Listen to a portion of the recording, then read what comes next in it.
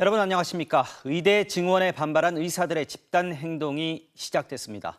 전국의 대형 병원 전공의들이 예고한 대로 오늘부터 사직서를 잇따라 제출하고 진료 현장을 떠나기 시작했습니다. 일부 수술이 연기되는 등 전국에서 실제 의료 차질이 빚어지고 있고 의료 대란 우려도 가시화되고 있습니다. 특히 환자들의 불안감이 높아지고 있는데요. 정부는 충격적이고 참담하다며 강경 대응에 나섰습니다. 먼저 집단 사직이 벌어지고 있는 전공의들 상황부터 보겠습니다. 지윤수 기자입니다. 서울의 대형 병원 5곳, 이른바 빅5 전공의들이 일제히 사직서를 내기 시작했습니다. 가장 빠른 건 세브란스 병원입니다. 전체 전공의 612명 가운데 600명이 사직서를 제출하고 병원에 나타나지 않았습니다. 이 병원 응급의학과에 소속된 전공의 협의회장도 집단 사직에 합류했습니다. 서울 성모병원에서도 전체 290명 중 190명이 사직서를 낸 것으로 파악됐습니다. 이들 5개 대형병원 전공의는 총 2,745명에 달합니다. 메일로도 내는 분들도 있고, 그다음에 개별적으로 내는 것들도 있고, 수술실도 이제 비상체제로 운영이 되니까 응급하거나 긴급하고 일반적인 수술은 이제 좀 조정이 된다는 거죠. 전국 수련병원에서도 전공의들의 집단 사직이 속출하고 있습니다. 그럼 사직서 제출하고 오시는 분이세요? 부산대병원 244명 가운데 대부분인 230명, 전북대병원에선 189명 전원이 사직서를 냈고 조선대 108명, 충북대 134명, 인하대 100명, 대전성모 44명이 사직 의사를 밝혔습니다. 병원들은 정부의 명령에 따라 대부분 사직서를 받아둔 채 수리하지 않고 있습니다. 이제 낸다고 어느 회사도 낸다고 바로 수리하는 회사는 없지 않습니까? 다만 진료 차질이 현실화될 가능성에 대비해 진료 일정을 조정하고 있습니다. 환자분들 진료 차질 없게끔 교수님들이랑 포함해서 다 그쪽으로 신경 쓰고 계시죠. 중요한 처치 같은 것들은 어쨌든 이제 교수님들 위주로 이루어지기 때문에. 특히 암 수술이나 응급 수술, 분만 같은 긴급 상황을 제외한 나머지 수술 일정을 미루고 있습니다.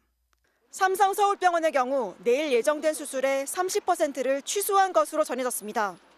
사직서를 낸 전공의들 대부분은 내일부터 병원 근무를 중단하겠다고 밝힌 상황입니다. MBC 뉴스 지은수입니다. 네, 전공의들의 대규모 집단 사직이 가장 먼저 시작된 서울 신촌의 세브란스 병원으로 가보겠습니다. 재은유 기자가 오전부터 병원에 나가 있는데요. 자, 재 기자, 현장 상황이 어떻습니까?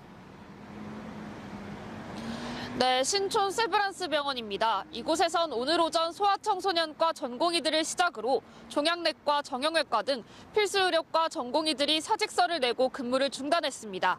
당초 서울의 빅5 전공의들이 예고한 시점보다 빠르게 집단 행동에 나선 건데요. 신촌과 강남을 통틀어 전공의 612명 가운데 600명가량이 병원을 비운 것으로 알려졌습니다. 대부분 복귀 의사가 없다고 밝힌 상태입니다. 진료 차질도 빚어지고 있습니다. 이곳에선 보통 일주일에 1,600여 건의 수술이 진행되는데 마취통증학과 전공의들의 사직으로 오늘부터 2월 말까지 예정된 수술이 절반 이상 취소된 것으로 파악됐습니다. 평소 분비기로 유명한 응급실 역시 신규 환자 추가 접수를 중단하는 등 축소 운영에 들어간 상황입니다. 어린이병원에서도 초음파 검사가 지연됐습니다. 자, 의료 대란의 기준을 뭘로 봐야 될지는 모르겠습니다만 상당히 심각한 상태로 가고 있는 건 분명해 보입니다. 병원 측 대응 뭐가 있습니까? 병원 측은 우선 교수들과 임상 강사, 수술실에 참여하는 이른바 PA 간호사를 최대한 투입해서 암 환자와 중환자를 중심으로 급한 불부터 끄겠다는 방침인데요. 신규 초진이나 입원 환자 진료를 줄이는 방안도 함께 검토 중입니다. 전공의들이 모두 빠진다면 전임 교수들만 남는 셈인데요. 전공의들의 참여가 많은 안과나 정형외과, 안병동에선 계속 차질이 불가피할 것으로 보입니다. 지금까지 세브란스 병원에서 전해드렸습니다. 네, 이런 전공의들의 집단 사직은 전국적으로 이루어지고 있습니다. 부산에서도 300명 넘는 전공의들이 사직서를 냈는데요. 부산대병원 연결합니다. 자, 김윤아 기자, 부산도 상황이 심상치 않습니다. 사직서 제출한 전공의들 언제부터 출근을 안 하는 거죠? 네, 당장 내일 아침부터입니다. 제가 나와 있는 이곳 부산대병원에는 모두 244명의 전공의가 있는데요. 현재까지 200명이 넘는 전공의가 사직서를 제출한 상태입니다.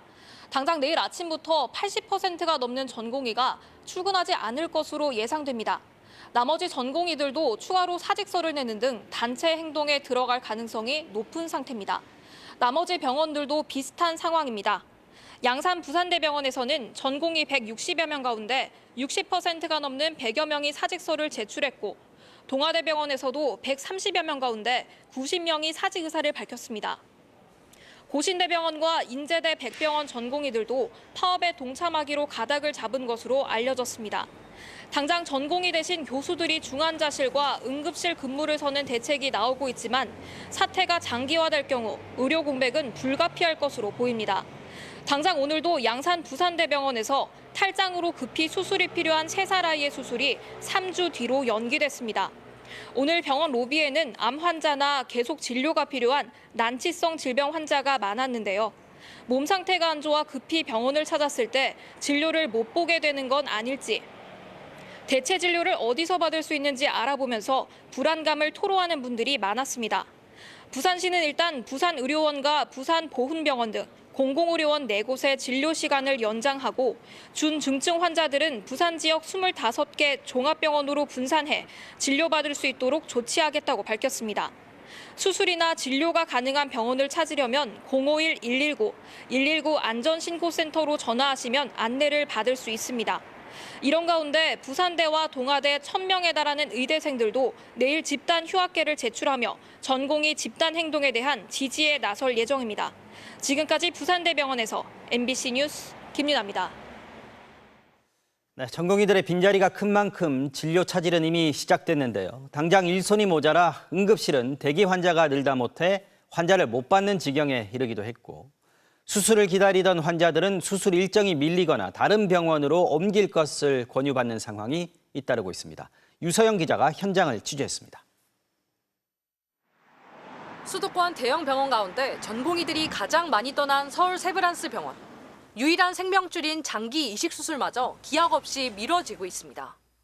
형제간이 간을 이식을 해주려고 왔는데 수술을 못 받게 돼가지고 그냥 다시 갔어요. 전공의 공백으로 응급실은 축소 운영됐습니다. 대기 인원이 넘치다 못해 환자를 받지 못하는 지경에 이르렀습니다. 사람이 너무 많아가지고 지금 다른 데 가보라고 하는데 지금 다른 데도 다 똑같이 안 된다고. 수도권 대형 병원마다 사정이 비슷하다 보니 옮겨갈 만한 병원이 없습니다. 옮기는 게 되겠어요? 의사들 전부 그런다는데. 그리고 또 큰 수술을 여기서 받았는데 딴 데를 가는 게 그렇잖아요. 지방에서 외래 진료를 받으러 먼 길을 온 환자들은 발만 동동 굴렀습니다. 걱정되죠. 3시간씩 걸려서 오는데 올 때마다 뭐 하루아침 바로 전날 진료가 뭐 연기되거나 취소되거나 그럴까 봐 걱정되죠. 지역의 대학병원도 마찬가지입니다. 수술 전 검사까지 마친 한 60대 환자는 곧바로 수술이 미뤄졌다는 통보를 받았습니다. 날짜라도 좀 정해주면 기다려보겠는데 그냥 한없이 기다리라고 하니까 상당히 불편하죠. 심각한 건 중증 암 환자들입니다. 수술할 때 수술을 못 하면 죽는 거고 항상 의사가 대기하고 있어야죠. 환자 입장에서는 큰 걱정이죠. 삶과 죽음의 갈림길이죠. 환자들이 모인 온라인 커뮤니티에서도 입원이 취소되거나 수술이 미뤄졌다는 안타까운 사연들이 줄을 이었습니다. MBC 뉴스 유서영입니다.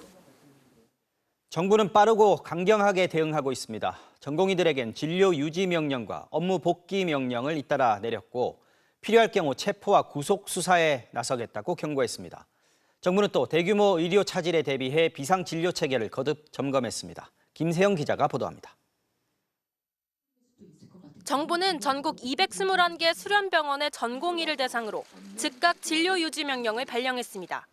전공의들이 근무를 중단한 병원 9곳, 신촌과 강남 세브란스병원, 한양대병원, 상계 백병원 등에는 복지부와 경찰이 합동조사를 실시했습니다. 현장을 이탈한 전공의들을 확인해 또다시 업무 개시 명령을 내렸습니다. 동일하게 59조 1항을 근거로 해서 발령을 했기 때문에 처벌 수위는 같습니다. 경찰은 체포와 구속 수사를 거론했습니다. 출석에 불응하는 의료인에게는 체포 영장을, 또 주동자에 대해선 구속 수사를 고려하겠다는 방침을 공개했습니다. 앞서 의사단체에 집단행동 교사 금지를 명령한 정부는 의사협회 김태구 비대위원장과 박명하 조직위원장 2명에겐 의사 면허 정지를 위한 통지서를 보냈습니다. 한덕수 국무총리는 국립중앙의료원을 직접 찾아 비상진료체계를 점검했습니다. 가장 중요한 것은 집단 행동으로 인한 의료 공백을 최소화하여 국민의 생명과 건강을 지키는 것입니다. 복지부는 중앙응급상황실을 확대 운영하고 공공병원의 주말, 공휴일 진료, 비대면 진료를 잠정 허용하겠다고 밝혔습니다. 다만 아직까지 심각한 진료 차질은 없는 상황이라고 설명했습니다. 아주 무기한 연기되거나 진료에 큰 차질을 빚는 그런 정도는 아니라고 저희가 파악하고 있습니다. 하지만 전공의들이 전면 진료 중단에 나설 내일 의료 현장의 파행이 얼마나 불거질지 우려도 커지고 있습니다. MBC 뉴스 김세영입니다. 정부는 이렇게 엄정 대응 방침을 거듭 밝히면서 추후 형사처벌과 의사면허 박탈까지 거론하고 있는데요. 과거 의사들 집단행동 때는 어떻게 됐을까요? 2000년 의약분업 사태 때는 파업을 주도한 의사협회장에게 유죄가 확정됐지만 2014년 총파업에는 무죄가 선고됐습니다. 이번에는 어떨까요? 김상훈 기자가 따져봤습니다.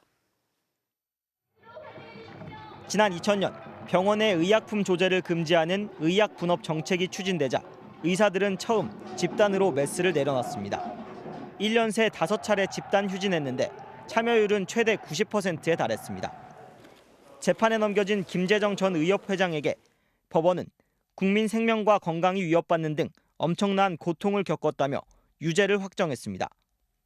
의사 집단 행동은 지금까지 모두 3차례인데 매번 형사처벌이 이뤄진 건 아닙니다.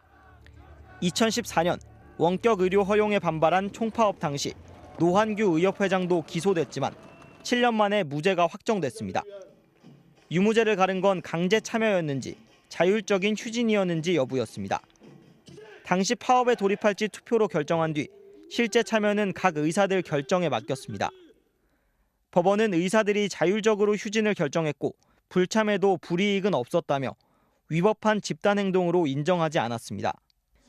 최근인 2020년 의대 정원 확대에 반발한 집단 행동 때는 정부가 업무 개시 명령을 무시한 전공의 10명을 고발했지만 이후 정부가 백기를 들면서 고발도 취하했습니다. 만약 의사협회가 집단 행동을 결의한 뒤 실제 참여는 각 의사들 자율에 맡긴다면 집단 행동 자체를 처벌하긴 어렵습니다. 하지만 집단 사직서를 낸다거나 업무 개시 명령을 무시할 경우 의료법 위반과 업무방해 등 혐의로 형사처벌은 물론 의사 면허 박탈도 가능합니다. 집단으로 뭘 이렇게 사직하거나 파업을 하거나 이러면은 그게 위력으로 봐요. 공모 여부만 인정이 되면은 업무방해는 거의 빠져나가기 어려워요. 지난 2020년 집단행동 직후 업무 개시 명령이 의사 기본권을 침해한다는 헌법 소송도 제기됐습니다. 당시 소송 요건이 되지 않아 각하됐는데 비슷한 헌법 소송이 다시 제기될 수도 있습니다. MBC 뉴스 김상훈입니다. 네, 다음 소식 전해드리겠습니다. 눈이 녹아서 비가 된다는 절기죠. 우수인 오늘 전국 곳곳에서 많은 비가 내렸습니다. 내일 아침에는 오늘보다 기온이 10도 정도 뚝 떨어지면서 강원 지역에는 폭설이 쏟아질 것으로 예상이 되고 있는데요. 이번 주 내내 이렇게 굳은 날씨가 계속된다고 하니까 대비를 단단히 하셔야겠습니다. 양소영 기자가 전하겠습니다. 우리나라 주변 기압 배치도입니다. 북서쪽엔 찬 고기압이, 남동쪽엔 따뜻한 고기압이 위치해 있습니다. 이 사이 강한 비구름이 만들어지면서 어제 오후부터 오늘까지 전국에 비가 왔습니다. 비는 잠시 소강 상태에 접어들었지만 이번 주 내내 눈과 비 소식은 계속될 걸로 보입니다. 비구름을 동반한 저기압이 남쪽에서 다가오고 있기 때문입니다. 늦은 밤 영동 지역에서 다시 시작되는 비는 기온이 낮아지면서 눈으로 바뀔 전망입니다. 19일 밤부터 비 또는 눈이 시작되겠고 23일까지 강원 영동 중심으로 장기간 강약을 반복하며 눈이 지속적으로 내려 매우 많은 눈이 쌓일 가능성이 있겠습니다. 내일까지 강원 산지와 중북부 동해안은 많은 곳엔 10cm 넘는 눈이 내려 쌓이겠고 경북 북동 산지 최대 7cm, 강원 남부 동해안 최대 5cm의 눈이 예보됐습니다. 강원 산지와 동해안 지역은 내일 대설 예비특보가 발효됐습니다. 비 소식도 있습니다. 내일 제주도와 부산, 울산, 경남엔 5에서 20mm의 비가, 그 밖에 경기 남부와 충청, 전라, 경상권엔 5mm 안팎의 비가 예보됐습니다. 내일 아침엔 오늘보다 최대 10도가량 기온이 뚝 떨어지겠습니다. 내일 아침 최저 기온은 서울 2도, 대전 1도 등 전국이 영하 1도에서 10도의 분포를 보이겠습니다. 기온이 내려가는 경향은 주 후반까지 계속되지만 기온은 평년 수준과 비슷하겠습니다. 기상청은 온화한 날씨가 이어지다 많은 비가 내리면서 얼었던 땅이 녹고 지반이 약해져 도로와 공사 현장 지반 침하나 산지, 절개지 토사 유출, 또 산사태 등이 발생할 수 있다며 시설물 관리 등을 통해 안전사고에 유의하라고 당부했습니다. MBC 뉴스 양소연입니다. 서울의 한 지역 농협이 직원들의 동의도 받지 않고 월급에서 정치 후원금을 공제해서 해당 지역의 출마를 선언한 현직 국회의원의 후원회에 전달한 사실이 드러났습니다. 이른바 쪼개기 후원금이 아니냐 이런 의혹이 불거졌는데 선거관리위원회가 경찰에 수사를 의뢰했습니다. 이재욱 기자가 단독 취재했습니다. 지난달 18일 서울 강동농협 본점과 지점의 총무 담당자들이 모인 메신저 대화방에 공지가 떴습니다. 희망자에 한해 정치 후원금을 모집 중이니 취합해달라는 내용이었습니다. 공지는 다른 직원들에게도 전달됐습니다. 직원 대부분은 그냥 정치 기부, 소득공제 관련 공익 광고라고 생각을 했을 거예요. 그래서 대다수의 직원들은 그냥 읽고 넘겼죠. 그런데 다음 날 일부 직원 급여에서 10만 원이 기타 공제 명목으로 원천 징수된 사실을 알게 됐습니다. 퇴근 전에 본점 총무팀에서 전화가 왔어요. 자발적인 기부자가 조조하니 4급 이상 책임자는 의무적으로 참여해라. 전주의 의원에게 후원을 한다라는 메시지를 서울 강동농협 내 과장급 이상 간부는 모두 49명입니다. 심지어 공제를 위해 먼저 받았어야 할 정치기부 신청서도 받지 않고 공제한 뒤 이달 초 뒤늦게 본점 총무계 직원들이 지점을 돌며 신청서를 받아갔습니다. 선공제, 선조치를 해놓고 사후에 그거를 눈 가리기 위한, 은폐를 위한 그런 행위들을 지금 하고 있거든요. 작성할 수밖에 없는 그런 분위기에서 아마 대다수의 직원들이 작성을 해요. 그렇게 거둔 돈은 원천 징수 한 달 가까이 지난 지난주 전주의 국민의힘 의원 후원회에 기부된 것으로 확인됐습니다. 서울 강동농협은 강동구 일대 11개 점포에 3조 원가량의 자산을 보유한 지역 농협이고 전 의원은 이번 총선에서 강동갑 출마를 선언했습니다. 현행 정치자금법은 업무나 고용의 관계를 이용해 부당하게 기부를 알선할 수 없다고 명시하고 있습니다. 위반 시 5년 이하의 징역 또는 1,000만 원 이하의 벌금에 처할 수 있습니다. 알선자는 물론 위법 사실을 알고도 돈을 받았다면 기부받은 사람도 처벌 대상입니다. 회의감과 몰매감을 느꼈고요. 정치적인 신념이나 그런 결정권을 빼앗아버릴 것 같은 그런 박탈감 같은 느꼈습니다. 서울 강동농협 측은 강압은 없었고 직원들이 자발적으로 기부했다고 밝혔고 조합장도 자발적 기부를 검토하라고 했지만 이후 보고받은 건 없다고 답했습니다. 나중에 신청서를 받아가지고 왜냐하면 전주 의원님이 우리한테 도와달라고 온 거고 전주의원실에서 요청을 했다 그랬는데 요청한 게 아니고 많이 이렇게 왜냐하면 관계도 있고 우리 쪽에 우리가 동장님도 후원해달라고 오고 다 와요. 하지만 사건을 조사한 강동구 선관위는 강제 수사가 필요하다고 판단해 강동경찰서에 사건을 이첩했으며 경찰은 현재 입건 전 조사를 벌이고 있습니다. 농협중앙회 역시 이번 주 중 현장 감사를 실시할 방침으로 전해졌습니다. 전주의 의원 측은 농협에 후원금을 부탁한 적이 없고 후원 경위도 전혀 모른다며 추측성 의혹 제기는 자제해달라고 말했습니다. MBC 뉴스 이재욱입니다. 네, 이 사안 취재한 사회팀 이재욱 기자가 나와 있는데요. 관련해서 조금 더 자세히 짚어보도록 하겠습니다. 자, 이재욱 기자, 강동농협이죠. 이 농협에서 직원들의 명의를 이용해서 일종의 쪼개기 기부를 한 셈인데 굳이 이렇게까지 한 이유가 있습니까? 네, 정치자금법에 따르면 법인 또는 단체는 정치자금을 기부할 수 없습니다. 그래서 개인 명의를 써서 후원금을 쪼개는 건데요. 네. 게다가 10만 원까지는 익명 처리가 가능합니다. 그러니까 기업이나 이익단체들이 임직원 본인이나 다른 직원, 가족, 친지 등을 통해서 국회의원에게 익명 다수로 후원하게 되는 겁니다. 예. 익명이라 이렇게 내부 고발이 없으면 사실 파악조차 쉽지가 않습니다. 그렇군요. 지금 총선이 워낙 코앞에 다가오는 예민한 시점인데 성관이가 곧바로 경찰에 이첩을 했습니다. 네, 맞습니다. 선관위는 수사기관이 아니다 보니 압수수색 등 강제 수사를 할 수 없거든요. 그래서 증거인멸에 대비해 빨리 경찰이 강제 수사에 나설 필요성이 있다고 본 겁니다. 제가 취재를 다녀온 직후인 오늘 오후 서울 강동농협 본점에서는 각 지점장들에게 네. 강요 협박이 아닌 자발적으로 기부했다는 내용의 각서를 직원들에게 받아오도록 지시가 추가로 내려졌다고 합니다. 예. 누가 어떤 지시를 내려서 직원들로 하여금 원치 않는 정치인 기부를 하게 됐는지 밝히는 것이 수사의 핵심이 될 것으로 보입니다. 자, 이제 만약에 경찰 수사를 통해서 기부금 강요나 쪼개기 기부 혐의가 입증이 된다고 하면요. 기부금을 받은 전주의 의원 역시 처벌 대상이 되는 건가요? 어떻습니까? 기부를 받았다고 해서 무조건 처벌을 받는 것은 아닙니다. 부당한 방법으로 모금된 돈이라는 사실을 알고 받았는지가 밝혀져야 하는데요. 관련해서 의원들이 처벌을 받은 사례는 지난 2008년 청원경찰단체가 청원경찰법 개정안 통과를 부탁하면서 의원들에게 후원금을 건넨 이른바 청목회 사건이 대표적입니다. 네. 검찰 수사 결과 청목회 간부들이 담당 상임위 소속 의원들에게 회원과 그 가족, 친지들의 명의로 쪼개기 후원을 한 사실이 드러난 건데요. 네. 돈을 받은 의원 38명 중 6명이 기소돼서 2명이 벌금형을 받고 나머지 4명은 선고유예 판결을 받았습니다. 그러니까 결국에는 기부를 받은 당사자가 정치자금법 위반 사실을 사전에 알았는지 또 위반 과정에 직접적으로 관여한 사실이 있느냐가 입증이 돼야 하는 거겠네요. 네, 그렇습니다. 현재 전주의 의원 측은 후원을 부탁한 적도 없고 따라서 후원 경위는 전혀 모르고 있다고 말하면서 선거를 앞둔 예민한 시기에 굳이 그럴 이유도 없다는 입장을 밝히고 있는데요. 실제로 2014년에서 2017년 사이 KT는 여야 국회의원 99명을 상대로 전방위 쪼개기 후원을 한 사실이 드러났는데요.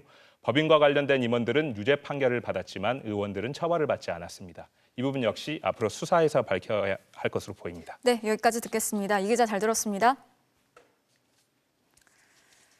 태국 방콕에 있는 우리 대사관에서 상사가 부하 직원을 성추행하고 오랜 기간 폭언을 일삼은 일이 있었습니다. 외교부가 이 직원에 대해서 징계를 내린 바 있는데 징계와는 별개로 국가가 피해자에게 손해를 배상하라는 대법원의 확정 판결이 나왔습니다. 국가도 고용주의 하나로서 직장 내 성희롱에 대한 관리 감독의 책임이 있다는 건데요. 김지인 기자가 단독 취재했습니다. 지난 2015년 주 태국 대사관. 막 취직한 25살 교민 출신 신입 직원은 식사 도중 불쾌한 일을 겪었습니다. 제 허벅지를 여기 잡더라고요, 여기를. 그 순간에 뭐지? 얘가 밑으로 잡고 이상한 신호를 줘요. 하는 외교관 분들도 계시는데 그렇게 말을 하는 거예요. 이 선배 직원은 2년 넘게 폭언도 일삼았습니다. 결국 2018년 외교부는 가해자에게 정직 2개월 징계를 내렸습니다. 귀가 다 찢어질 정도로 막 30분 내내 막 너 미쳤어, 너 내가 죽여버린다고, 너 따개 맞아볼래? 징계를 당한 직원은 몇몇 선후배 진술과 달리 그냥 웃기려던 농담인데 억울하다며 단체 메일을 돌렸습니다. 피해자에겐 일을 못해 짜증낸 것뿐인데 인생이 송두리째 망가졌다고 따로 메일을 보냈습니다. 정직이 끝나고선 바로 옆 건물로 복귀했습니다. 그냥 사무실에 들어와가지고 왔다 갔다 하는 거예요. 그래서 저는 너무 무서운 거예요. 피해자는 대사관 관리 감독에 책임이 있다며 국가를 상대로 소송을 냈고 5년여 만에 대법원이 국가가 가해자와 함께 500만 원을 배상하라고 한 판결을 확정했습니다. 1심은 국가는 성희롱 예방교육 등 조치를 다 했다며 책임이 없다고 봤지만 항소심은 불법 행위가 직장 선배 지위를 이용해 업무 시간 도중 일어났다며 예방교육만으로 고용주의 주의 의무를 다한 게 아니라고 국가 책임을 인정했고 대법원은 이 판단을 유지했습니다. 개인의 일탈의 가능성이 굉장히 높은 비위를 저질렀다 하더라도 국가가 사용자 책임을 져야 된다라는 판결이 있어서 상당히 의미가 있다. 다만 2차 가해는 이미 징계에 반영됐고 분리 조치도 이뤄진 것으로 보인다며 이 부분은 배상할 필요가 없다고 봤습니다. 가해자는 강제추행 혐의로 기소돼 벌금 1,000만 원이 확정됐습니다. 대법원은 직장 내 성희롱 사건에서 근무지와 근무 시간, 업무 관련성을 회사 책임을 따지는 기준으로 제시해왔습니다. 이번 판결은 국가기관도 직장으로 인정하며 시간과 장소 외에 상사 지위를 이용했는지 판단 기준을 하나 더 제시했습니다. MBC 뉴스 김지인입니다. 네, 오늘도 MBC의 쿠팡 블랙리스트 의혹 보도 이어가겠습니다. 쿠팡은 MBC가 보도한 블랙리스트의 존재 자체를 여전히 부인하고 있는데요.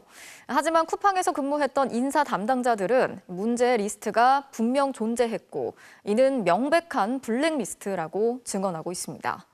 이 리스트는 현장 관리자부터 본사 인사팀까지 단계별로 작성이 되고 관리가 되는데 대상자를 선별하는 기준이 상당 부분 자의적이었다고 말했습니다. 차주혁 기자가 전하겠습니다. 일반 계약직은 레벨 1, 현장 관리자는 레벨 2. 쿠팡 직급은 게임 속 캐릭터 등급처럼 레벨로 나뉩니다.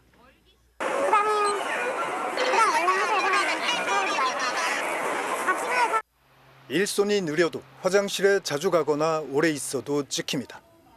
무엇보다 상위 레벨과 사소한 마찰이라도 일어나면 자칫 불이익을 볼 수 있습니다.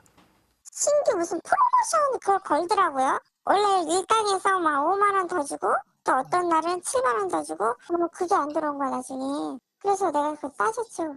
그때부터 트집을 잡는 거예요. 레벨 2부터 레벨 5까지 현장 관리자와 매니저들이 모인 채팅방에서 일단 이름이 거론되면 블랙 후보가 됩니다. 카카오톡이나 팀즈를 통해서 매니저, 저희가 보고를 올리면 그분이 정리를 해서 채용팀에 전달하는 거죠. 아, 이 사람 따봐. 하루 종일 몇 개 했어. 이 사람은 하루 종일 300개 했어. 잘라. 이렇게 전달된 명단은 센터별 채용팀에서 엑셀 파일로 정리한 뒤 본사 전산망에 올렸다고 합니다. 엑셀 파일로 정리가 돼 있어요. 관리자랑 싸웠던 사람이라든지 일을 못하는 사람이라든지 이제 거부된 사람 명단도 그게 싹 떠 있어요. 거기 왜 거부됐는지. 거기서 근무하실 때 블랙리스트를 직접 보신 적이 있으세요? 그리고 그거를 저희 쪽 부서는 인사팀에서 채용팀이었어가지고 아예 그 블랙리스트를 작성을 했거든요. 재채용이 금지된 기피 인물 명단. PNG 리스트엔 도난 사건, 성희롱, 폭행 사건처럼 명백한 잘못이 지적된 사람들도 있습니다. 당연히 이런 직원들은 사규에 따라 징계도 하고 해고도 할 수 있습니다. 쿠팡 풀필먼트 서비스의 인사위원회 운영 규정은 이런 징계 대상을 23가지로 규정했습니다. 더 구체적으로 인사 발령 규정에선 채용 금지 항목까지 따로 정하고 있습니다. 징계해고 2년, 금고 이상의 형을 받아도 5년이 지나면 채용 금지는 해제해야 됩니다. 그런데도 일과 삶의 균형, 자기 개발을 이유로 퇴사한 사람들조차 재채용을 금지했습니다. 심지어 육아나 가족 돌봄, 군입대 때문에 관둬도 쿠팡에선 다시 일을 할 수 없습니다. 일단 리스트에 이름이 올라가면 LMS라 불리는 쿠팡 노무관리 시스템에서 자동 분류되고 전국 모든 쿠팡 물류센터에서 영구적 또는 일정 기간 채용이 거절되는 겁니다. 그냥 그렇게 전산 처리를 해놓으면 자동으로 걸러져요. 뭔가 결정 신청 이런 구별 같은 것도 없었어가지고 너무 간단한 작업이어서 블랙리스트라는 게 말 한마디였거든요. 그냥 올려. 끝이에요. 전체 16,450명 가운데 8,774명. 이들은 정상적 업무 수행 불가능, 비자발적 계약 종료, 고의적 업무 방해 및 지시 불이행을 이유로 PNG 리스트에 올랐습니다. 사규나 절차보다는 현장 관리자와 매니저의 자의적 판단이 강하게 작용했을 가능성이 큽니다. 그 사유는 솔직히 내가 잘못을 안 했어도 그냥 글씨로 만들기만 하면 얼마든지 될 수 있는 부분이라 매니저급 이상 분들이 정말 사적인 감정으로 만약 이 사람이 일할 예정인데 못하게 하고 싶다 하면 얼마든지 할 수 있다고 저는 생각을 하거든요. 본사 인사팀에 근무했던 한 퇴직자는 재입사 제안을 거는 것도 해제하는 것도 잠실 책임자 매트님의 최종 승인이 필수라고 증언했습니다. 모든 센터마다 작성자신 님 이런 분들께서 취합을 합니다. 그런 다음에 취합 후에 매트님 결재를 받고 최종적으로 선정을 해서 올립니다. 최종 매트 결정. 맞습니다. 네. PNG 리스트가 출처 불명의 문서라고 부인하던 쿠팡은 하루 만에 영업 기밀 자료라고 말을 바꿨습니다. 또 MBC가 공개한 피해 당사자 43명의 인터뷰 가운데 3건은 허위 주장이라고 반박하고 있습니다. MBC 뉴스 차주혁입니다. 통합을 선언한 지 열흘도 지나지 않아 분란에 휩싸인 이낙연, 이준석 공동대표 체제의 개혁신당. 법률적 합당 절차도 이뤄지기 전인데 벌써 갈라설지 모른다는 위기감마저 고조되고 있습니다. 특히 총선 지휘권을 이준석 대표에게 넘긴다는 지도부 결정에 이낙연 대표 측이 강하게 반발하고 있는데요. 전두환과 뭐가 다르냐는 독설까지 나온 가운데 이낙연 대표 측은 내일 최종 입장을 밝힐 예정입니다. 김정우 기자의 보도입니다. 개혁신당의 세 번째 최고위원 회의. 이낙연, 이준석 두 공동대표는 서로 시선을 피한 채 악수만 나눕니다. 냉랭한 분위기 속에 당 지도부는 총선 지휘권을 이준석 대표에게 맡기기로 결정했습니다. 신속성과 혁신성을 담보하기 위해서 최고위의 권한을 위임하여 이준석 당대표가 공동정책위 의장과 협의해서 시행하고자 하는 것을 의결했습니다. 하지만 이낙연 공동대표와 김종민 최고위원 두 사람은 이 표결에 반발하며 퇴장했습니다. 전두환이 지금 나라가 어수선하니까 국보위 만들어서 여기다 위임해달라고 국회에서 하는 거랑 뭐가 다릅니까? 이낙연 공동대표 측은 입장을 내고 이준석 대표는 공식적 절차를 앞세워 사당화를 의결했다며 합의를 깼다고 비난했습니다. 통합선언 때 이낙연 공동대표에게 총괄 선거대책위원장을 맡기기로 했으니 선거지휘 전권도 줘야 한다는 겁니다. 이준석 대표는 표결 결과를 존중하라며 4개 정파가 동의했는데 어떻게 사당화냐고 맞섰습니다. 새로운 미래 측을 제외한 나머지 세력의 뜻은 좀 더 강하고 그리고 좀 더 속도감 있는 리더십을 원한다라는 형태로 정리가 된 것 같습니다. 그러나 이낙연 대표 측에선 이준석 대표가 통합하기를 기획했다는 의구심마저 드러내고 있습니다. 현역 의원 5명을 채워 억대의 정당 보조금을 받는 데 성공하자 이낙연 대표 측을 배제한 새 지도부까지 구상을 마쳤다는 겁니다. 개혁신당은 아직 법적인 합당 절차도 마치지 않은 상태입니다. 사실상 결별 수순에 들어갔다는 평가가 나오는 가운데 이낙연 대표 측은 내일 최종 입장을 밝힐 예정입니다. MBC 뉴스 김정우입니다. 공천 작업 1라운드를 마친 국민의힘과 민주당 상황도 차례로 보겠습니다. 국민의힘은 오늘 단수 공천 지역 13곳과 경선 실시 지역 17곳을 추가로 발표했습니다. 다만 텃밭인 경북 지역은 김천 한 곳만 경선이 결정됐는데요. 앞으로 지역구 재배치와 영남권 현역 컷오프가 갈등의 뇌관이 될 수 있다는 전망도 나옵니다. 구승은 기자가 전해드립니다. 국민의힘이 서울 종로의 최재형 의원과 서울 중성동갑의 출사표를 낸 윤희숙 전 의원을 단수 공천자로 확정 발표했습니다. 윤 전 의원은 한동훈 비상대책위원장이 운동권 청산 적임자로 내세운 인물입니다. 장제원 의원이 불출마를 선언한 부산 사상구에는 장 의원과 가까운 김대식 경남 정보대총장이, 대통령실 출신 중에선 장성민 전 미래전략기획관이 경기 안산 상록갑의 선택을 받았습니다. 저희들이 쭉 전체 지역구를 한 바퀴 돌면서 검토를 했고 생각보다 빨리 결론이 났고 그 빨리 난 거는 데이터들이 정확하게 나와 있고 하태경, 이해훈, 이영 등 도합 7선의 전현직 의원과 전직 장관까지 나선 서울 중성동을은 3인 경선으로 결론났습니다. 경기 성남 분당을 해선 김은혜 전 대통령실 홍보수석과 김민수 국민의힘 대변인이, 경북 김천에서 송원석 의원과 김호진 전 국토부 차관이 경선에서 맞붙습니다. 김기현 전 대표와 친윤석열계 핵심으로 통하는 이철규 의원도 경선을 거치게 됐습니다. 공감병 갑질 논란이 일었던 박찬주 전 육군 대장과 대표적인 올드보이인 이인재 전 의원은 컷오프됐습니다. 서울 강남을에 공천을 신청했던 박진 전 외교부 장관과 이원모 전 대통령실 비서관은 각각 서대문 을과 경기 용인 출마가 거론됩니다. 네, 당과 소통하고 있습니다. 당의 승리를 위해서 헌신하겠다고 얘기했습니다. 지금까지 국민의힘은 공천이 신청된 242개 지역구 중 3분의 2 정도인 164곳의 방침을 확정했습니다. 텃밭인 대구, 경북 25개 지역구 중 10곳이 아직 경선 여부도 정해지지 않아 공천 잡음이 끝까지 최소화할 수 있을지 주목됩니다. MBC 뉴스 구승은입니다.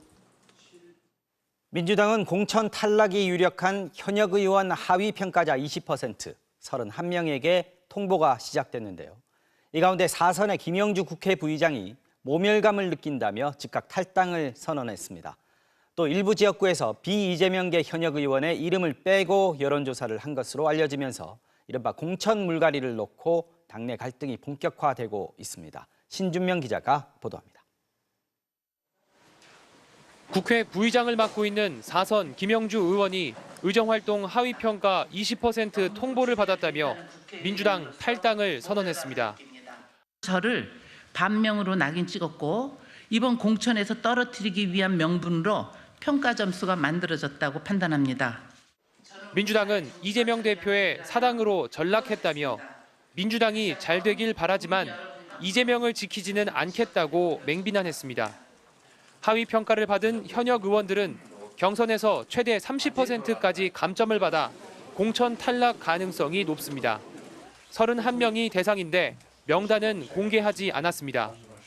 민주당은 4년 전 총선에서도 하위 20% 의원들에게 감점을 줬고 당시에도 이름은 밝히지 않았습니다. 이재명 대표의 공천 물갈이 발언 이후 이른바 비이재명계 의원들이 대상이 될 수 있다는 우려가 나오는 상황에서 당내에선 현역 의원들을 뺀 여론조사가 잇따라 공개되면서 논란을 키우고 있습니다. 이인영, 홍영표 의원 등 비이재명계 의원들의 지역구에서 영입 인재들에 대한 경쟁력 조사가 잇따라 실시된 것으로 전해졌습니다. 내 사람 시기 이런 것에 몰두해가지고 이렇게 당이 갈등과 분열로 들어가는 그런 것들이 걱정됩니다. 민주당 의원들이 모인 SNS 대화방에선 여론조사를 문제 삼아 이재명 대표의 이선 후퇴를 요구하는 주장까지 나왔습니다. 통합 공천을 위해 친이재명계 5선 조정식 사무총장 등 이 대표의 핵심들이 불출마로 헌신해야 한다는 요구도 거세지고 있습니다. 주류라든지 당 지도부에서 많이 양보하고 헌신하면 총선에서 많이 승리하는 그런 사례들이 많습니다. 민주당이 지금까지 공천을 확정한 지역은 51곳, 아직 200곳 넘는 지역에서 후보자를 확정하지 못했습니다. 개파 갈등과 제3지대로의 이탈을 막기 위해 늑장 공천을 한다는 비판이 나오는 상황에서 민주당은 내일 서울 등 핵심 지역구에 대한 심사 결과를 논의합니다. MBC 뉴스 신준명입니다. 지난주 카이스트 졸업식에서 대통령 경호원들에게 끌려나갔던 졸업생이 오늘 기자회견을 열었는데요. 녹색정의당 당직자이기도 한 그는 그날의 행동은 연구개발 예산 삭감으로 피해를 본 모두를 위한 거였다고 말했습니다. 카이스트 총학생회도 성명을 내고 이번 사태에 깊은 유감을 표한다고 밝혔습니다. 김민영 기자의 보도입니다. 신민기 씨는 사흘 전 카이스트 졸업식장에서 정부의 연구개발 예산 삭감에 항의하다 입을 틀어막혔습니다.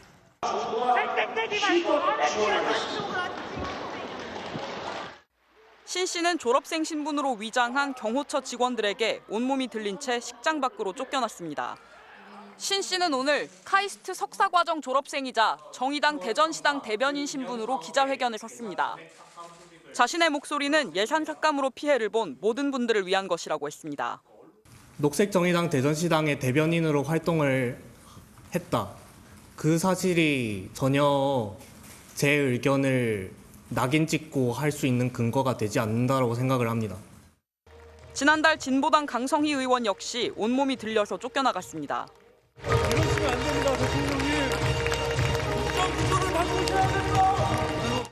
악수를 마친 뒤 대통령이 걸음을 옮길 때까지 큰 제지가 없던 경호원들은 강 의원이 소리를 지르자 바로 강 의원의 입을 틀어막았습니다. 야당은 시위폭력 진압으로 악명 높았던 백골단의 부활이 생각난다고 했고 여당은 적반하장 행태라며 다른 목적으로 교통사고를 유발하는 행태가 떠오른다는 국민도 있다면서 의도성이 짙은 행위라고 주장했습니다. 이것은 시민의 정당한 의사표시 방식이 아닙니다. 분명한 정치적 의도를 가진 행사 방해 행위일 뿐입니다. 국정기조를 바꾸라는 요구나 R&D 예산을 복원하라는 요구나 대통령의 귀에는 껄끄러운 말입니다. 가장 적나라한 형태의 국가폭력에 해당되는 거죠. 입을 가로막았다는 점에서는 경호처의 업무라는 것이 대통령의 대국민관을 그대로 반영하는 것이거든요. 카이스트 학부와 대학원 총학생회는 성명문을 통해 졸업식 장면을 본 학생들은 불편함과 두려움을 느끼고 있다며 학생 퇴장 조치는 과도한 대응이라고 판단하며 깊은 유감을 표한다고 밝혔습니다. MBC 뉴스 김민영입니다. 한 성인 남성이 오픈 채팅방에서 만난 미성년자를 상대로 성범죄를 저지른 사건에 대해서 전해드린 바 있는데요. 비슷한 사건이 또 벌어졌습니다. 이번에도 오픈 채팅방과 룸카페가 악용됐습니다. 고병찬 기자의 단독 보도 보시겠습니다. 한 여학생이 실내에서 롤러스케이트를 타는 모습입니다. 한 중년 남성과 다정하게 사진도 찍습니다. 언뜻 부녀인 듯 보이지만 아니었습니다. SNS 대화방에서 남성이 여학생에게 한 말들입니다. 그냥 용돈 받고 데이트만 하면 된다. 스킨십은 절대로 안 하겠다. 알고 보니 말을 건 남성은 40대 후반, 여학생은 올해 만 12살, 초등학생입니다. 여학생의 부모는 집에서 못 보던 휴대전화를 딸이 사용하는 것을 보고 추궁을 하다가 이 같은 대화를 발견했습니다. 핸드폰을 확인하고 뭐 사진 찍은 것들 확인했더니 저보다 훨씬 나이가 많은 웬 아저씨랑 아이가 이제 같이 사진을 찍은 걸 본 거예요. 그때부터 이제 집이 완전히 이제 저희는 뒤집어졌죠. 남성은 지난달 카카오톡 오픈 채팅방에서 초등학생 피해자에게 접근을 했습니다. 또래보다 인지 발달이 늦은 아이를 상대로 자신이 19살이라고 속였습니다. 남성은 부모에게 들키지 말고 연락하자며 자신 명의의 휴대전화를 개통해주기도 했습니다. 아버님이구나 싶고 상담을 들어갔죠. 근데 막상 해보니까 이제 서류를 쓰시는데 거기 이제 쓰는데 삼촌이라고 쓰는 거예요. 피해 여학생은 경찰 조사에서 룸카페에서 남성과 성적인 접촉을 했다고 진술했습니다. 40대 남성은 12살 여학생을 지역 아동센터에서 1.3km 떨어진 이곳 룸카페로 데려왔습니다. 룸카페에서 관계까지 한 걸 이제 이야기를 했어요. 사실 그 얘기 듣는 순간 아무 생각이 안 들더라고요. 부모는 지역 아동센터나 룸카페에서 조금 더 주의를 기울였다라면 이 같은 피해를 막을 수 있었을 것이라고 호소하고 있습니다. 법의 사각지대에 놓여 있는 시설들에 대해서도 특히 이제 아동과 청소년의 성을 보호하기 위한 좀 적극적인 조치들이 필요하다고 생각됩니다. 가해자 측에서 피해자 부모에게 합의 의사를 물어온 가운데 경찰은 남성을 미성년자 의제 강간 혐의로 입건하고 조만간 소환 조사할 예정입니다. MBC 뉴스 고병찬입니다. 경기도 동두천에서 연천 사이의 수도권 전철 1호선의 운행이 나흘째 복구가 되지 않으면서 시민들의 불편이 커지고 있습니다. 열차의 전기 공급에 문제가 생겨서라고 하는데 개통된 지 2달 만에 이 같은 사고가 벌써 4번째 벌어졌습니다. 류현준 기자가 전하겠습니다. 수도권 지하철 1호선 동두천역 앞 퇴근 시간이 되자 버스 정류장에 긴 줄이 늘어서 있습니다. 경기도 연천역까지 가던 열차가 동두천까지만 운행되면서 중간에 내려 대체 운영되는 셔틀버스를 기다리고 있는 겁니다. 차를 놓치지 않으려고 뛰는 승객들도 있습니다. 열차로 하면 또 편리하긴 했죠. 깨끗하니까. 버스는 냄새가 안 좋잖아요. 연천행 열차를 대체하는 셔틀버스입니다. 역사에서 빠져나온 승객들이 그대로 이 버스에 오르고 있습니다. 한국철도공사는 열차 도착 시간에 맞춰 45인승 셔틀버스 14대를 투입하고 있습니다. 하지만 버스와 열차를 번갈아 타야 하는 시민들은 불만을 토로합니다. 빨리 갔죠. 거기서 내리면 바로 20분이면 갔는데 이건 뭐 지금 1시간도 더 걸리잖아요. 안 바쁜 사람은 괜찮은데 바쁜 사람은 조금 그러죠. 시간 약속도 있고 그런 게 있으니까. 이번에 운행이 중단된 지하철 1호선의 동두천에서 연천역까지 4개 역은 지난해 12월 개통됐습니다. 그런데 개통 2달 만에 벌써 4차례나 같은 이유로 전기 공급이 중단됐습니다. 낙뢰로부터 철도 설비를 보호하는 피레기의 이상이 발견된 겁니다. 열차 시공사인 국가철도공단은 전동차에서 나오는 강한 고주파로 피레기가 손상됐을 가능성도 제기하고 있습니다. 운행 중단 날짜를 맞아 오늘로 예정됐던 합동점검도 인력 문제로 연기됐습니다. 공단 측은 아직 피레기 손상의 원인을 찾지 못했다며 열차 운행 재개 시점도 정해지지 않았다고 밝혔습니다. MBC 뉴스 류현준입니다. 지난 설 연휴 기간에 빈집에 들어가서 금품을 훔쳐 달아난 절도범이 이틀 만에 붙잡혔습니다. 6년 전 비슷한 범행을 벌인 이 절도범을 붙잡았던 한 형사가 범행의 특성을 기억하고 있다가 곧바로 추적해서 검거했습니다. 이다은 기자가 취재했습니다. 현관 센서 등 불빛이 번쩍거리더니 한 남성이 대문 밖으로 나옵니다. 남성은 무언가 가득 담긴 가방을 어깨에 메고 유유히 골목길로 사라집니다. 설 다음 날인 지난 11일 울산 남구의 한 빈집에서 절도 사건이 발생했습니다. 절도범은 귀금속과 현금 등 120만 원 상당의 금품을 훔쳐 달아났습니다. 범인은 이 배관을 통해 옥상으로 올라간 뒤 창문을 통해 집 내부로 들어갔습니다. 고향에 다녀온 집주인은 뒤늦게 도난 사실을 확인하고 경찰에 신고했습니다. 그런데 현장에 출동한 한 경찰관은 CCTV를 보고 분석하던 중 특이한 점을 발견했습니다. 6년 전 자신이 검거한 빈집털이 범의 범행 특성과 모습이 매우 비슷했던 겁니다. 확인 결과 경찰관이 검거했던 이 남성은 절도죄로 복역하다 지난해 9월 출소한 상황이었습니다. 절도범의 신원을 특정한 경찰은 즉시 추적에 나섰습니다. 그 패턴을 알기 때문에 저희가 이제 좀 더 속도를 내가지고 그 금은방에 작물로 처분을 하기 전에 저희가 빨리 피해자를 검거를 해야 되겠다. 경찰은 동선을 확인한 끝에 한 인력사무소에서 지내던 이 남성을 붙잡았습니다. 범인은 6년 전 자신을 검거했던 경찰관을 알아보고는 곧바로 범행을 시인했습니다. 저를 보자마자 이제 90도로 인사를 하면서 잘못했습니다. 사실대로 말하겠습니다라고 이제 말을 했었고 제가 내가 왜 온 줄 알지라고 이제 물어보니까 예 알고 있습니다 형사님 이렇게 대답해가지고 경찰은 이 남성을 구속하고 여죄에 대해 조사하고 있습니다. MBC 뉴스 이다은입니다. 불이 난 아파트에서 한 20대 남성이 피를 흘리고 숨진 채 발견이 됐습니다. 일터에서 알게 된 한 동료가 흉기를 휘둘러서 남성을 살해하고 불을 지른 것으로 드러났습니다. 서희령 기자가 취재했습니다. 검게 그을린 창문에서 뿌연 연기가 피어오릅니다. 놀란 주민들은 밖으로 대피합니다. 불빛은 바깥에서 안 보였거든요. 시커먼 연기가 엄청 많이 나왔어요. 집안에서는 20대 남성이 심정지 상태로 발견돼 병원으로 옮겨졌지만 숨졌습니다. 경찰은 피해자와 함께 일을 해왔던 40대 남성을 사건 발생 5시간 만에 목포의 한 숙박업소에서 붙잡아 방화 혐의로 긴급 체포했습니다. 현장에서는 범행에 사용됐던 흉기도 발견됐습니다. 경찰 조사에서 이 남성은 기분이 나빠서 홧김에 그랬다며 범행을 시인했습니다. 다툼이 있었는데 기분이 나빴고 수경찰 나오면서 금방 치겠다고. 피해자와 이 남성은 섬염전 일을 하며 평소 알고 지내던 사이였습니다. 이 아파트는 목포의 한 직업 속에서 숙소로 사용돼 왔었던 것으로 알려졌습니다. 평소 일용직 노동자 여러 명이 수시로 사용하던 숙소지만 사건 당일에는 2사람만 있었던 것으로 확인됐습니다. 그런 걸 좀이라도 이게끔 하려고 거기가 살 수 있으면 좀 가라. 경찰은 국과수에 부검을 의뢰하는 한편 이 남성에 대해 살인과 현주 건종을 방화 혐의로 구속영장을 신청했습니다. MBC 뉴스 서희령입니다.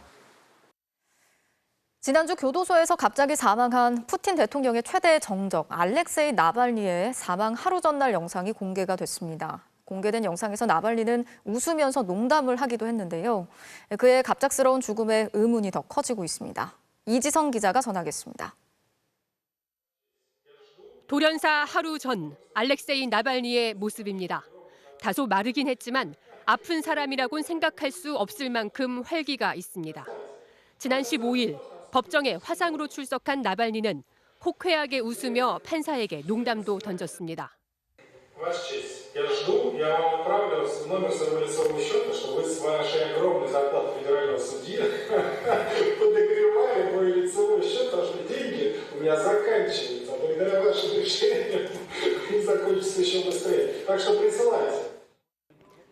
이런 가운데 나발니의 시신이 교도소에서 기습 반출됐다는 보도가 잇따랐습니다.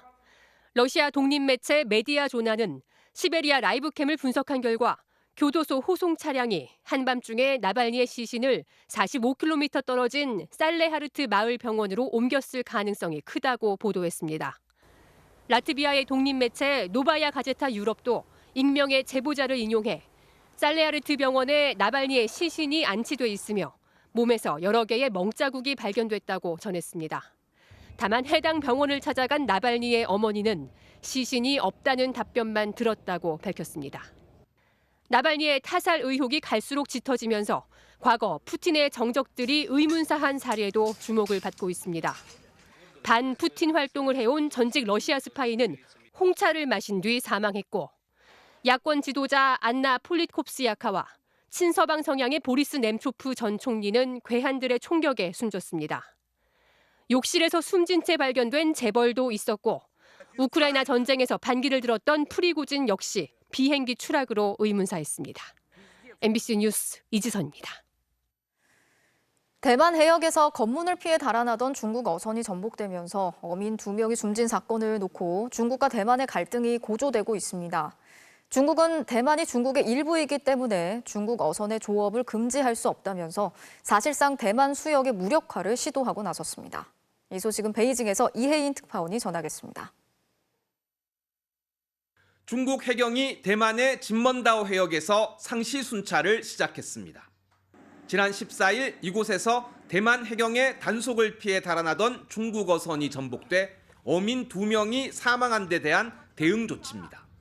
大陆海警部门开展常态化执法巡查行动，有利于维护相关海域正常秩序，保障大陆渔民生命财产安全。 대만 당국은 진먼다오 주변에 금지 제한 수역을 설정해 중국 선박의 진입을 막아왔고 중국의 묵인하에 이 선은 사실상 군사 경계선 역할을 해왔습니다. 중국 해경의 상시 순찰은 자국 어민을 보호한다는 명목하에 이 경계선을 무력화시키려는 의도도 있는 것으로 보여집니다. 중국 대만 사무판공실도 이번 사고 이후 대만은 중국 영토의 일부이므로 금지 제한 수역이라는 말은 존재할 수 없다며 더 나아간 조치도 할 수 있다는 경고를 내놨습니다. 中国确实是希望透过这么模糊的说法，来去创造未来对台湾进行各种片面的一些措施的一个准备了。 중국 당국은 지난달 30일에는 대만과 합의한 민간 항로를 일방적으로 취소하고 대만에 더 가까운 항로를 사용하겠다고 발표했습니다. 대만은 군사적 경계선인 대만 해협 중간선을 무력화시키려는 시도라고 반발하며 재개하기로 했던 중국 본토 단체 관광을 허용하지 않기로 했습니다. 대만은 중국의 경고에도 중국 어선에 대한 단속을 계속하겠다고 밝혔습니다. 반중 노선의 라이칭더 총통 당선자가 취임하는 5월까지 중국은 다양한 방식으로 대만에 대한 압박에 나설 것으로 보여 양안 간 긴장도 계속될 가능성이 높습니다.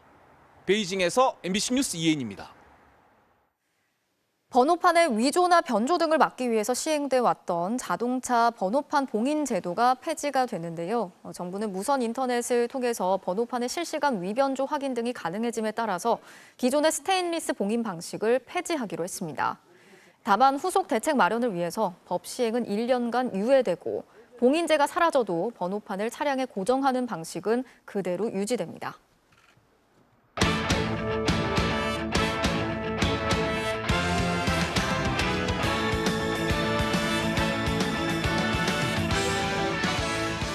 월요일 밤 스포츠 뉴스입니다. 메이저리그에서 팀을 찾던 류현진 선수의 한화 복귀 가능성이 커지고 있습니다. 한화 구단은 류현진 선수의 최종 선택만을 기다리는 중이라고 밝혔습니다. 박주린 기자입니다. 류현진의 한화 복귀 가능성이 조금씩 현실화되고 있습니다. 한화 구단 및 그룹 관계자는 류현진과 그동안 꾸준히 복귀를 논의해왔으며 이 과정에서 구체적인 계약 조건도 제시했다고 밝혔습니다. 그러면서 지금은 류현진의 최종 결정을 기다리고 있는 중이라고 덧붙였습니다. 한화 손혁단장 역시 류현진과 긍정적인 방향으로 대화가 오가고 있다며 달라진 분위기를 전했습니다. 공감대가 좋은 쪽으로 생긴 건 사실이고요. 서로 통화하다 보면 이렇게 대답하는 내용들이 처음에 했을 때보다는 조금 더 긍정적인 느낌인데 이렇게 이제 생각이 드니까 저도 이제 이쪽도 좀 생각을 하고 있는 것 같네 약간 이런 느낌이 있어가지고. 토론토와의 4년 계약 만료로 FA 자격을 얻은 류현진은 당초 빅리그 잔류를 모색해왔습니다. 실제 메이저리그 두세 개 구단이 영입 의사를 밝혔지만 만족스러운 계약 내용은 아니었던 걸로 알려졌습니다. 이에 따라 지난 2013년 포스팅을 통해 빅리그에 진출한 류현진은 자연스럽게 보유권을 가진 한화행을 두고 막판 고심 중인 것으로 전해졌습니다. 손혁 단장도 2군 캠프 방문 일정을 변경했다며 논의가 급물살을 타고 있음을 시사했습니다. 오늘 고치 가려고 했다가 요거 기사 보고 저도 조금 홀드하고 있는 겁니다. 메이저리그 시범 경기 개막이 당장 나흘 앞으로 다가오면서 새 팀을 찾기엔 시간이 촉박해진 데다 한화의 마지막 전지 훈련인 오키나와 캠프가 모레부터 시작되는 상황까지 감안해 결정이 임박했다는 전망까지 나오는 상황.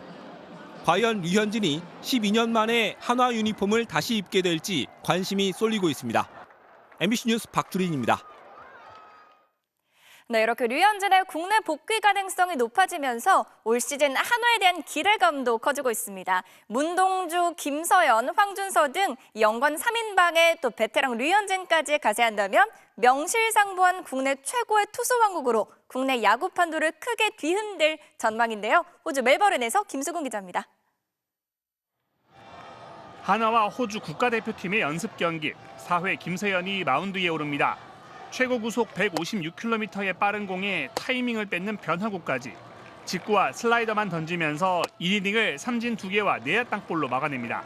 요즘에 제구 잘 되고 그러니까 좀 부담감도 덜하고 오히려 좀 더 편하게 하루가 딱 끝나는 것 같아요. 매 시즌 최악의 성적에도 불구하고 덕분에 최고의 투수들을 손에 넣으면서 언젠가는 이란 희망을 품었던 한화. 부진했던 김서연이 되살아나고 있는 데다 지난해 신인왕 문동주는 갈수록 구위와 안정감을 더하고 있고 전체 1순위로 영입한 황준서도 위력적인 투구로 기대를 모으고 있는 가운데 만약 류현진까지 합류하게 된다면 역대 최고의 투수 왕국을 완성하게 됩니다. 혹시 뭐 롤모델이 있으면 어떤 선수였어요? 류현진 선배님. 딱 한화에서 이런 투수는 없었기 때문에 좀 본받고 싶습니다만. 안치홍의 영입으로 타격을 보강했고 베테랑 김강민의 풍부한 경험까지 더해지면서 내심 가을 야구 그 이상을 노리던 한화에게 류현진은 마지막이자 최고의 퍼즐이었습니다. 올해는 분명 다를 거고 저 역시도 준비를 잘했고 저희 선수들도 모두 열심히 잘 준비하고 있으니까 가을 야구를 목표로 열심히 하겠습니다. 류현진의 영입 가능성이 높다는 소식만으로도 선수단은 설레는 분위기입니다. 공수에서 전력이 더 탄탄해진 한화는 가을 야구에 대한 희망을 키우고 있습니다. 멜버른에서 MBC 뉴스 김수근입니다. 도하 세계선수권에서 역대 최고 성적을 거두는 수영 대표팀이 오늘 귀국했습니다. 올 여름 파리올림픽도 기대해봐도 좋겠죠? 월요일 밤 스포츠 뉴스였습니다.